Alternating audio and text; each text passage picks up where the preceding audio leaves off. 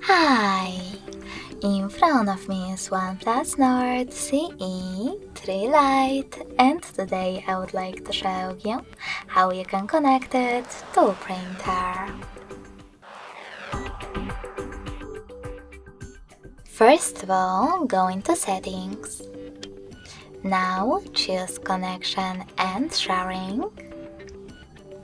Tap on Print and select Default Print Service.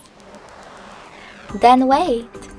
Your device is now searching for a printer. When it finds one, it will connect to it.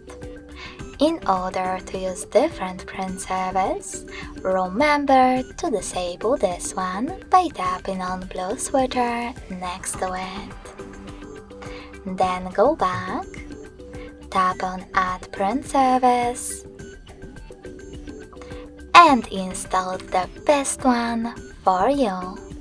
In my case, HP one. When your new service is ready, click on the back button twice. Lastly, just tap on it and wait as well.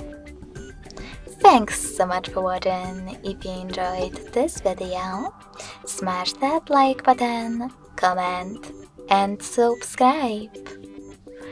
Bye!